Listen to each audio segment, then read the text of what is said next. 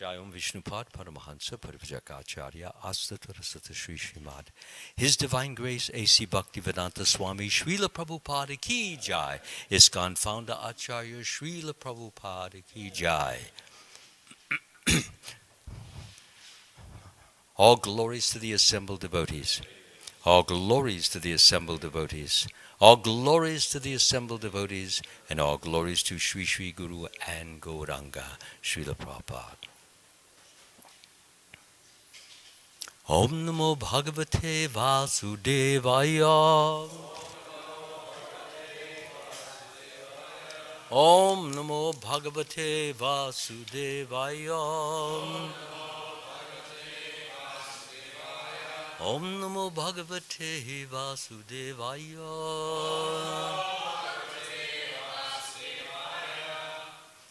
And before I begin, I want to thank everyone here for coming, for attending. For those of you who are on the internet who are listening, it's my pleasure and privilege to share these glorious teachings that our spiritual master Srila Prabhupada has so mercifully bestowed upon us. So I thank you all and for encouraging me, for enabling me, and allowing me to serve you. Hare Krishna.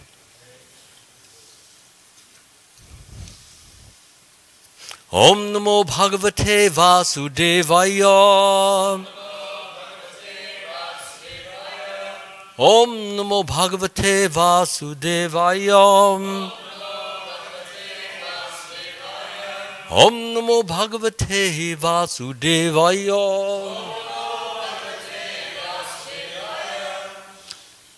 Reading from the Srimad Bhagavatam, Canto 1, Chapter 12, 7th text.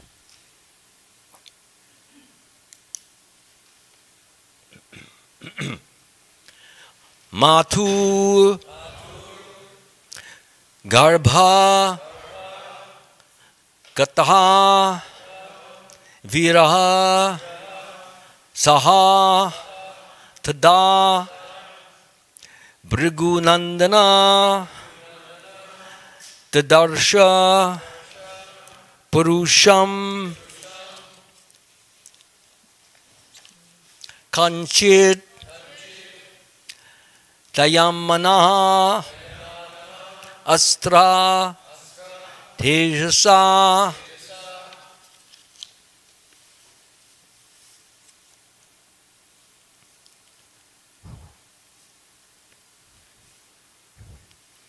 Mathur Garba Gatho Viraha Sathada Brigu Nandana Tadarsha Purusham Kanchid Dayamana Stratejasaha Mathurgar Bhagato Viram Sathada Brigu Nandana Tadarsha Purusham Kanchid Dayamano Stratejasa Mathurgar Bhagato Viram Sathada Brigunandana Didarsha Purusham Kanchid Dayamana Stratejasa. Please chant. Mathurgar Bhagato Viram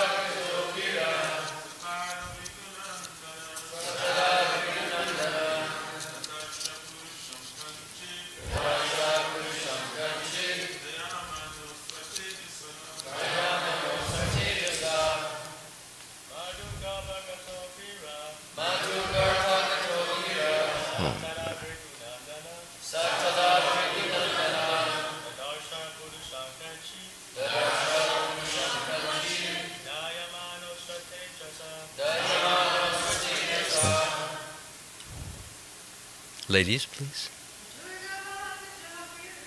Matur Garbhagato Vira Satada Brigu Nandana.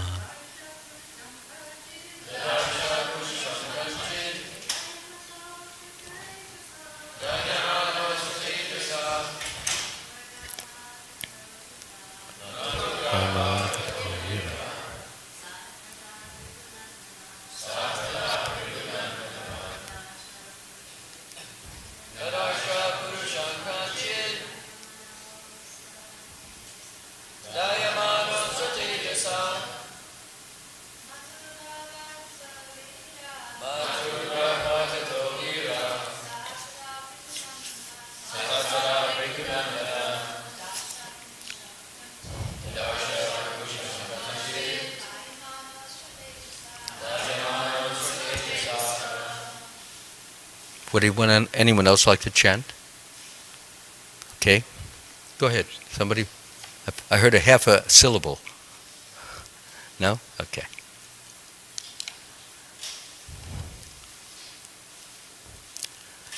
Matu, mother. Garbha, womb. Gataha, being situated there.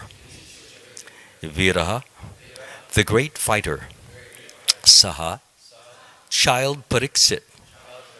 Tada, at that time. Brigu Nandana, O son of Brigu. Didarsha, could see. Purusham, the Supreme Lord.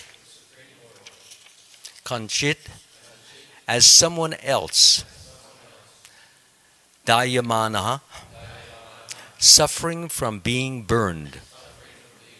Astra, the Brahmastra. Tejasa, temperature. Translation and purport by His Divine Grace Srila Prabhupada Ki. O son of Brigu, Shonaka. So, right now, Sutta Goswami is speaking, okay, so that we all know who the speaker is, and he's answering Shonaka. So that's why he's saying, O son of Brigu, whom Shonaka is. And we'll talk a little about Brigu a little later. Brigu, just for those of you who don't know or are not familiar with that name, he happens to be one of the great 7 sages, son of Lord Brahma, and very well known and famous as a Brahmin who leads various sacrifices and ceremonies. O son of Brigu, Shonaka, when the child Pariksit, the great fighter, was in the womb of his mother, Uttara, and was suffering from the burning heat of the Brahmastra thrown by whom? Yes. He could observe the Supreme Lord coming to him.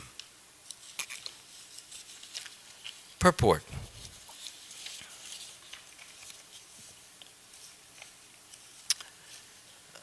Death generally involves remaining in trance for 7 months. A living being, according to his own action, is allowed to enter into the womb of a mother by the vehicle of a father's semen, and thus he develops his desired body. This is the law of birth in specific bodies according to one's past actions. When he is awake from trance, that means after 7 months, when he is awake from trance, he feels the inconvenience of being confined within the womb. In fact, it's a very uncomfortable position at that time. And thus, he wants to come out of it, and sometimes, fortunately, prays to the Lord. Again, this says sometimes, not all the time. Some just come out as ignorant as they went in. And others remember at that time, it's very interesting, they remember why they're there, and that the real purpose of life is to stop this cycle of birth, death, and rebirth, and that the goal of life is to achieve God realization. At that time, during that 2-month period, and this is given in very careful detail in the teachings of Lord Kapila, for those of you who want to make reference of it, and he goes into a lot of detail in this. so that we can understand and know how horrible that situation can be. It's kind of like a torment, a torture. And he explains all the torments and tortures during that time. So, that's why he prays to the Lord for such liberation. He wants to get out. Please, I'm stuck in this little dark cavern here. Maharaj Parikshit, while in the womb of his mother, was struck by the Brahmastra released by Ashvatthama, and he was feeling the burning heat. But because he was a devotee of the Lord at once appeared himself within the womb by his all-powerful energy, and the child could see that someone else had come to save him. Even in that helpless condition, the child, Pariksit, endured the unbearable temperature due to his being a great fighter by nature. That's very interesting. Here he is. He's just in what we call the fetal stage, and he already has a fighting instinct. Of course, we have to understand, most of us already know, that Pariksit, from his previous lifetime, was a great devotee. And he becomes a self-realized devotee because in a previous life he was self-realized, as far as I understand. And therefore, his qualities, or many of his feelings or ideas, are already there in a minuscule, in a tiny form. So he has this power of endurance. It reminds us a little of Dhruva Maharaj, who, when he was insulted by his stepmother Suruchi, he just couldn't take it. He had a Kshatriya nature in him. And he was going to get even on her because she insulted him. She said, look, if you want to sit on the lap of the king, you have to be born from my womb and no other womb. You understand that? He started, his lower lip started to quiver, kind of like this. He got upset, disturbed. Who is this lady to talk to me like this? I have a mother. I'm not motherless, like that. So, of course, he went to his mother and he told her what he was told, and he was so angry and so determined. He says, I'm going to even be better than this king. I'm going to be better than Brahma. I'm going to be the best in the world, and you watch and see. Now, how can I do this, mother? So she says, well, you have to get contact. You have to have communion. You have to have association with the Supreme Lord. She says, well, how do I do that? She says, well, you have to have a sage who will give you guidance and direction and help. Well, where can I find one? Well, generally, they live in the forest. I'm heading out. Bye-bye. He did, just like that. And who did he meet? Of course, Narada Muni. So what I'm trying to bring out is that from a previous life, some devotees, even at an early age, he was only 5 years old then, and he was ready to bear whatever difficulties, trials, tribulations, problems, ants, bugs, mosquitoes, you name it, he'll take it, as long as he can be the biggest, the bestest, and the highest and the greatest. That was his only desire. So, and for this reason, the word Varaha has been used. So he was a fighter by nature. So here we have the introduction to who King Pariksit is. Soon he will come out of the womb, and he will grow up, and he will be a very great pivotal point on how we can't have the child talking now. Better take him or her out. Thank you very much, because it's a distraction to me and also to those who are in the room here. Thank you. By the way, this is Prabhupada's policy, so I'm simply following it. Yeah. Yes. I'm not going to speak until the child comes out.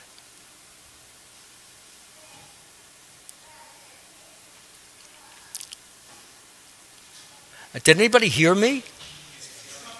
Huh? Yeah, upstairs, come down, coming down, okay. Hare Krishna, thank you.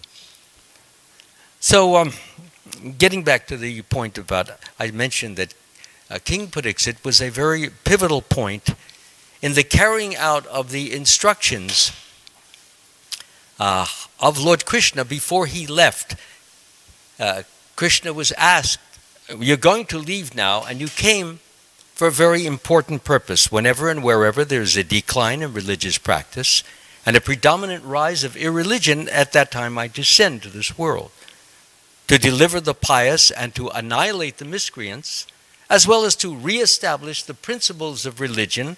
I myself appear millennium after millennium. Again, the word millennium, Prabhupada has his own special use of the word.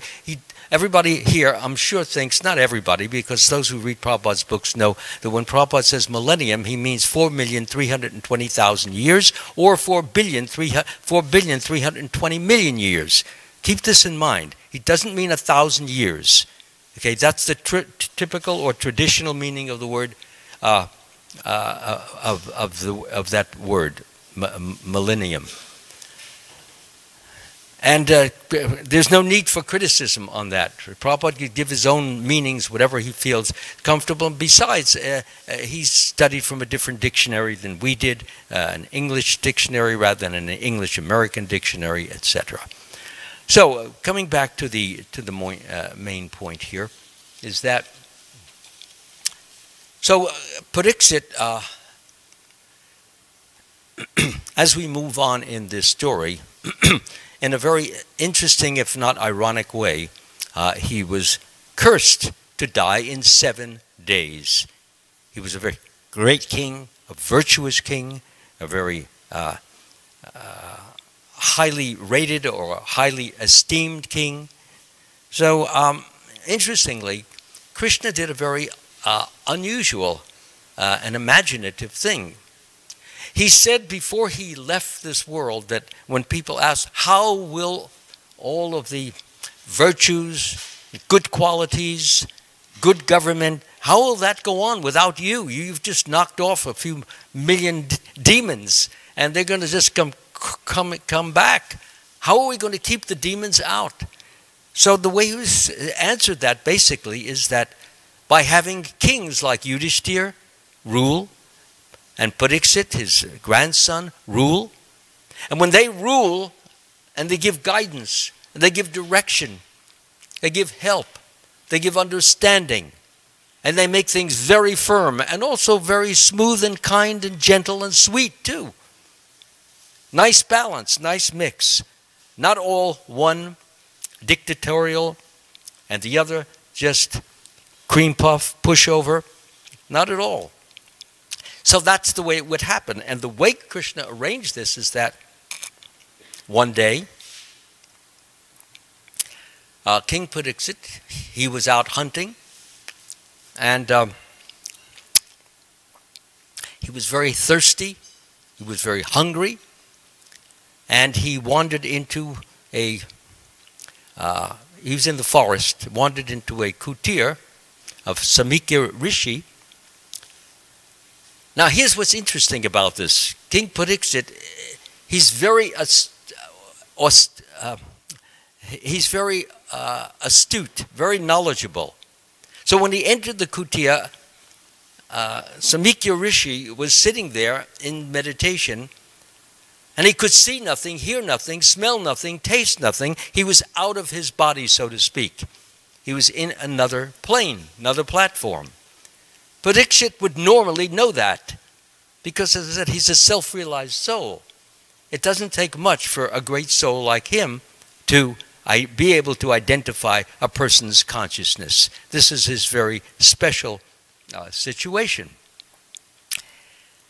So he went in there and he said, please, I need some water, I'm thirsty. But the Rishi didn't mention, he didn't move, he didn't do anything. He says, I said I need some water. And I'm also hungry. No movement. Now, you should have known that he doesn't hear. He's like a deaf person. He doesn't see, his eyes are closed. But that's an arrangement by Yogamaya through Krishna. And so what happened, he got angry, which is rather unusual for King Pariksit to get angry. Things don't bother him. He's normally peaceful. He's calm. He's controlled. He's focused. He's centered. That's his normal consciousness. But here he's not. He's in a different consciousness, which obviously has been generated through the process or through the energy of Yoga Maya. So the king got really stormy and angry. He says, what do you think? You're better than me because you're a Brahmin and I'm a Kshatriya? Is that why you're not talking to me? What do you think I am, a dog? He's talking like that. No answer, no response, no anything. Meanwhile, outside, there were some children who were the friends of Samika Rishi's son, Shringi. They're just looking through the doorway, wondering what's going on here, because they've never heard the king speak in this rather agitated, hostile manner. He said, all right, have it your way. So he went stomping out the door, down the few steps, and then when he reached the bottom of the steps, down at the bottom, there was a dead snake there. So he picked it up with his hand. It's dead, can't bite. So anyway, he took it and he went back in. Boom. Little sound effects here. I went back in and he looked at the sage. He took the snake and put it around his shoulders, over his neck, and said, there, and then walked out and got on his chariot. And he rode a little distance, and suddenly his regular consciousness started coming back. And he said, why did I do that? That was right. That was foolish. Why did I do that? And so we can see he was in a different consciousness at that time. And he felt very regretful, very strongly sorrowful about what he had done, because it's not the kind of thing that King Parikshit would ever do without cause, without reason. So anyway, those boys who happened to be watching this from outside, they immediately went down to the riverside where King Parikshit's son happened to have been. Excuse me, huh? Thank you. Samika Rishi's son. He was there, and they told him what had happened. So he's not a little boy. He was like maybe a teenager. That's what it sounds like to me. They didn't give the exact age. And they said what the king did to the father. He said, he did that to my father? He says he's like a dog, and he's acting this way to my father? And he said, that man, he has to pay for this. He'll have to suffer for this. Now, this was, a misuse of power. Shringi, that was his name, had a lot of acquired. Remember, when you perform austerities and penances and mantras throughout your whole life, even for 14 or 15 years, you acquire a lot of what we call spiritual assets, which allow one to do things which other people cannot do, and which one might normally not be able to do, him or herself, because it doesn't have those assets. So he had those assets, and he said, just see my power. I will show that king where he really is. In 7 days, he will die by the bite of a snake bird. And it would have to come to pass unless the king wanted to repel it, wanted to dispose of that curse. Now, when King Parikshit heard what had happened, he did not try to oppose the curse. He had this understanding that Krishna is in charge. Krishna has somehow, through this boy, had me cursed for some good reason. And what it means is that in 7 days, I'm going to be out of this place. Thank God. It's over. Because after all, I mean, he's an advanced soul. He doesn't belong here anymore. He belongs in the eternal world. So therefore, Krishna is giving him an opportunity to get out faster.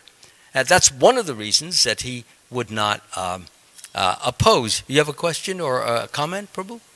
I saw your hand go up. What's that? It's okay. All right. Whew. So anyway, he would not oppose, he would not repel the curse. He could have done that. He had the potency of power to say, no, I'm not going to accept the curse, and I'm going to discharge it, and that will be the end of it. But he didn't, because he knew that this was the plan of the Lord. And it was the plan. And it was a very interesting, very ironic, very unusual way in which the Lord planned this whole situation.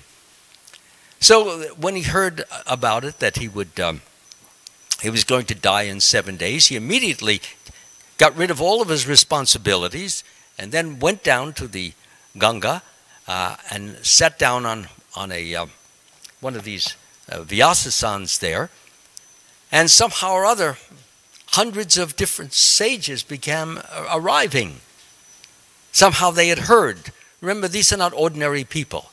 They meditate, they can communicate with the Supreme Lord, they can be told what's about to happen, namely that the Srimad Bhagavatam is about to be narrated, and it's an event that no one who considers himself to have any degree of sagery, or whatever you want to call it, should miss. You know, it's like the movies, you know, some great Star Wars is coming out. Hey, you don't want to miss. Make sure you get on the line early. So those persons, of course, there were hundreds of sages all over, including one of them is Sutta Goswami. So Sutta Goswami is the one who's narrating this to the sages of Naimisharanya, because he was there, he heard it, he listened to it, he remembered it, he memorized it, and then gave it word for word, just as Shukdeva Goswami had memorized it from his father. Some people may wonder, well, how could the sages hear this? You know, we got hundreds of sages which go all the way back, and we have Shukdeva Goswami, he's only a 16-year-old boy, and he's speaking the Bhagavatam. How are they going to hear it all the way back? Well, there is a mystic power in which a person can. I read about it. One Christian saint, Saint Vincent Ferrar, when he used to speak, 30,000 people would come around, in the 1500s, by the way, 30,000 people would come around him, and he would begin speaking, and his voice could be heard a mile away. This man had so many different mystical powers, but they were devotional powers. He never did these things for show. He did them so that somebody back there a mile away could hear him. And what he had to say was, of course, very, very interesting and very important, very valuable. Not only did he manifest that power, but there was another one. His normal or regular language was Spanish. He could speak Italian also. And in his audience, he had many persons of different languages. So some persons naturally were not going to be able to understand him because he spoke in Spanish generally. But the mystical power that was mastered or managed, this was not something he did deliberately. This was being done from within, from the Supreme Lord. And what happened is different people with different languages, German, French, Spanish, whatever else, English, all different languages, different people who spoke different languages would hear the talk, the lecture, the discourse in their own language. Yeah, that's an amazing power. And I've also heard it, this was with Vincent Ferrar, and also heard it with other, but this is only something that Krishna can do. Okay? It's not something you go and you take a course in yoga for 3 weeks and then you can go ahead and speak and people can hear you in different, talking in tongues. So the point I'm trying to make is that King Parikshit, he understood what had happened, and he went down to the Ganga, and Shukdeva Goswami was there. He wasn't even wearing any clothes or anything like that. For him, clothes or non-clothes, all the same. All he knew is Krishna, Krishna, Krishna, Krishna. And when we can think, feel, will, know, long for, live for Krishna, it doesn't matter. He doesn't, even when he would pass, when Shukdeva Goswami passed some young women who were bathing in, maybe half a mile away or so, they were bathing in a pond there, and he didn't have any clothes on, so he passed them, and they looked at him, and when they looked at him, they saw that this person had absolutely no attraction to them whatsoever. It was as if he was looking at a stone. That's the kind of detachment that this particular individual has. That can't be faked, by the way. You can't, put on a show and then think well, you see, I was able to pass these women, and I wasn't even affected. Yeah, right. So they think they're not affected, but they are affected, and a little later on, it all hits, you see. But a person like Shukdeva Goswami, who is completely detached, completely in the absolute truth, completely filled with love of Krishna, as we hear when he tells this amazing, wonderful story called the Srimad Bhagavatam. And so everyone is very benefited from that. So this is what happens. He asks Shukdeva Goswami, and he says, what is a person supposed to do when he is about to die? What is the proper thing? How should I act? How should I feel? And so Shukdeva Goswami goes on to explain what a person should feel, what a person should do, what a person should think. And actually we learn a whole culture is presented. And one who learns this culture and practices this culture is very advanced in comparison to the ordinary or normal human being, because he's able to enter into a different level, a different stage of consciousness wherein one is unaffected, undisturbed, unshaken, unruffled from all the slings and arrows of outrageous fortune that we all are heir to in this material world. So therefore it's an advantage. Not affected, not disturbed, not upset. Somebody says, hey fool, hey idiot. So he says, what do you want? He doesn't say, who are you calling an idiot? He doesn't act like that, because he doesn't take it personally. He doesn't identify himself with his physical body. And when you identify yourself with your body, then you see when a person is saying, hey fool or idiot, hey you nonsense, then he's being called something inferior. And many people never want to be thought of as inferior because they feel that it is a low position and it is a threat to some degree or some extent of one's life. He calling me an idiot, calling me a fool. It means he thinks he can beat me up. He thinks he can knock me down. Well, who would say such a thing like that? So, therefore, this is something that we can all aspire to. This wonderful, amazing, awesome condition of total inner peacefulness characterized by pure devotional love and bliss. When a person has that, then nothing bothers, nothing upsets, nothing shakes him. And this is what Parikshit should have manifested when he was in the kutir, but he didn't, because he was under this consciousness of Yogamaya. So for those of you who don't know the difference between Yogamaya and Mahamaya, let me just briefly explain. And first of all, Yogamaya is the work of Krishna.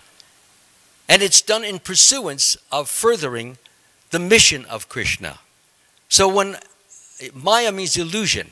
So when one is in illusion, such as Parikshit was put in illusion, he was made to think that this Samika Rishi was awake and could hear and could understand, but he couldn't. So that's an example of Yogamaya. There are so many others that we can call it to. And then Mahamaya is a different. It doesn't further Krishna's mission. It attempts to further the individual's mission, but actually it doesn't further it at all. It deteriorates it. It downgrades it. It destroys it. And it causes a person to become lower than he or she is. In other words, what it does is it makes you think that something is good, something is beneficial. Lust is good. That's what you start thinking. Lust. Oh, what's wrong with anger? Some of the psychologists say, yeah, you should let your anger out. And so what if somebody bashes your nose in when you let your anger out? Well, so we have plastic surgeons now, so it doesn't even matter. So, therefore, they tell you that. You should let your anger out and just express yourself and just be yourself and all this kind of nonsense. The very opposite of the Vedic teachings. No, but one should learn restraint. Self-control is one of the Vedic virtues of a Brahmin. There's one of many: patience and tolerance and understanding and so forth. So, And so anyway, Mahamaya, all it does is it entangles us. It strangles us. It dangles us. It causes terrible suffering, pain, misery, uncertainty, doubt in such a situation that a person really doesn't know how to get out of it. And he's generally so miserable that what do you take? What do you do? Where do you go? You take drugs. Now there's this big OxyContin epidemic in Ohio and Virginia and a few other places. It's an epidemic.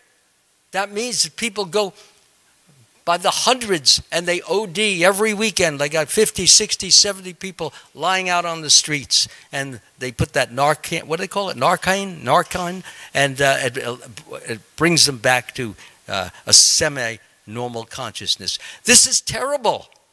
And this is legal. This is legal heroin. So now the government has gone into competition with the crooks. So who's more crooked, the government or the crooks? Prabhupada used to talk like that. These people, you know, they act like they're your friend. Meanwhile, they're doing nothing. There's no control over this whole thing. And it's very, very unfortunate because it could be controlled with computerization now. Person goes and he gets 6, 7, 8 different prescriptions from 8 different doctors, and then goes into different pharmacies. And no, the pharmacies don't coordinate their activities so that a person will, pharmacists can know, hey, wait, this person has gotten 6 prescriptions in the last 2 days. He should know that. But they don't know that because the pharmaceutical industry is being protected by the government, and therefore people are literally being destroyed as a result of this indifference, this uncaringness, until finally enough people get killed, and some of the senators and the congressmen and the justices, their sons, their daughters OD, and then the laws start coming into being. That's the way it happens, you see.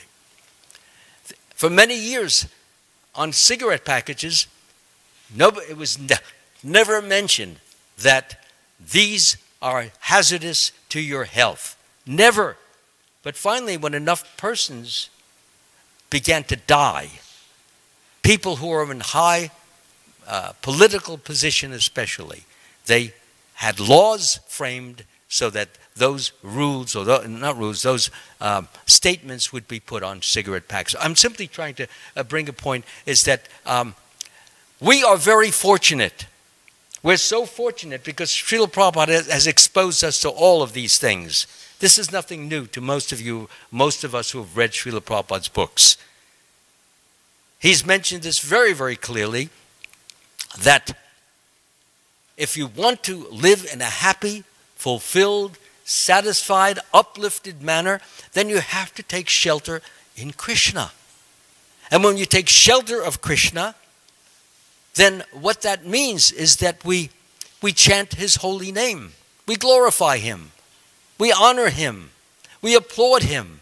We beg for his mercy that we will be able to stay and stick and never go away from this path.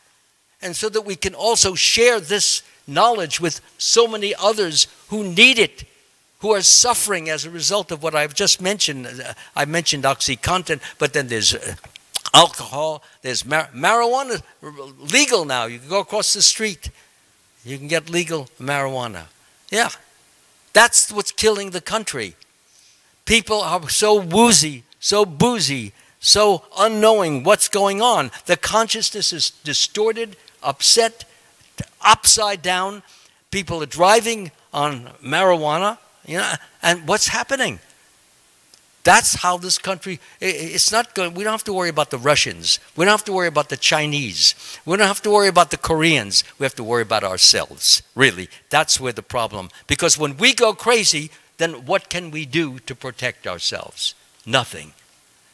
So it's a very, very unfortunate situation, and we have a responsibility. Our responsibility as devotees is to share whenever and wherever possible this holy name, chanting the holy name, hearing the Srimad Bhagavatam, associating with devotees, worshiping the deity, living in a holy dham. This is a very wonderful, great, glorious benediction that we have gotten. And so we should treasure it. We should cherish it.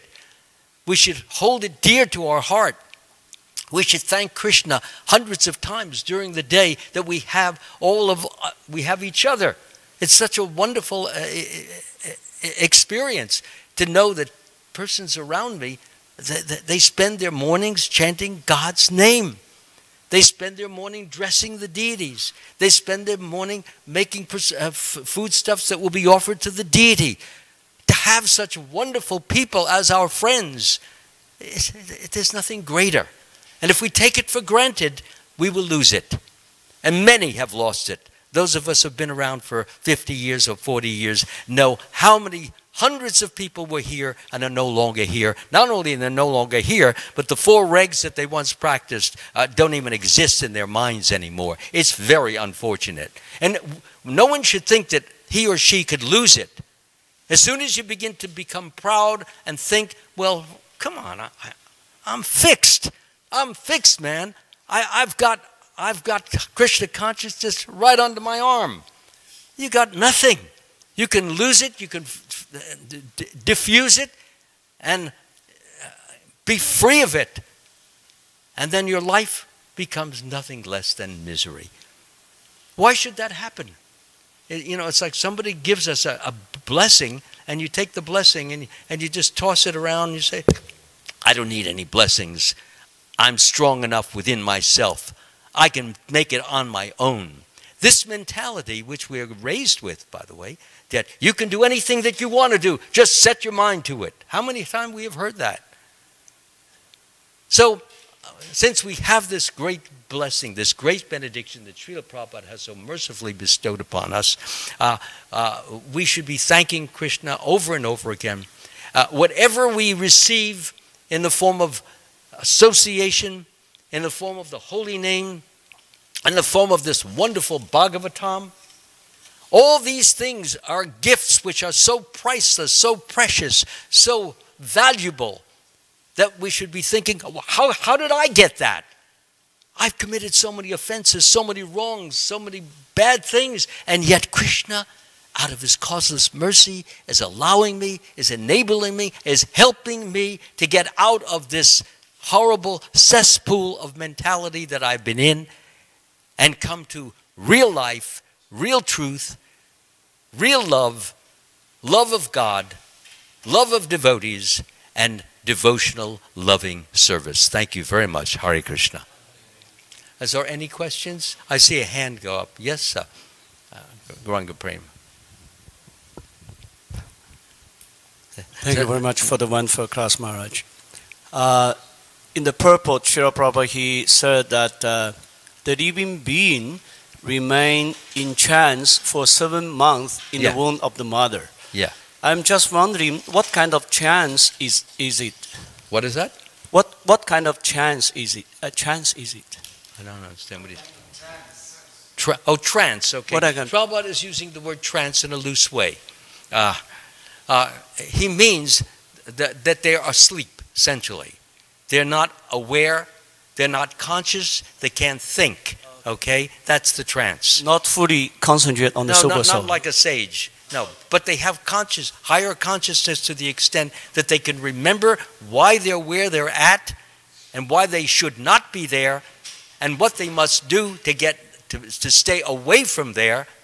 And so at that point, the soul begins to pray like anything. Please get me out of this and make sure that I don't get entangled again, so entrapped, so overcome, overwhelmed, that I will again lose my position and be back here again. Please help me. They can think like that. And if you go to the teachings of Lord Kapila, you will see all these prayers listed there. They're very fascinating, and they're very alarming, and they're very helpful, because it tells us exactly what we should be.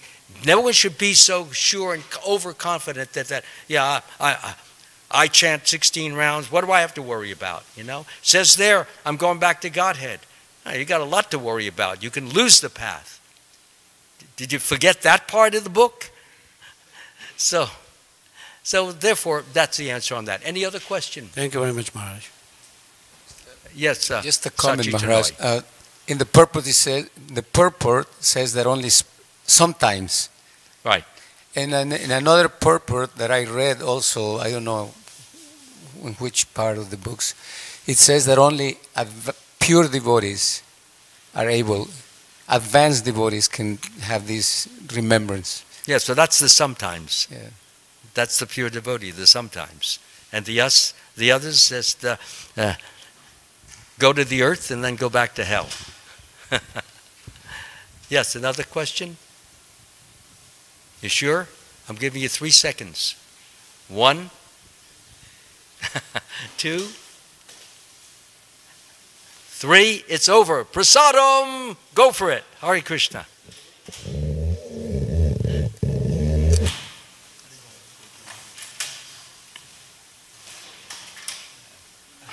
Did you get my phone message? Okay. Because all we have to do is click on that name that's there, and then the actual email will pop out. You click it twice.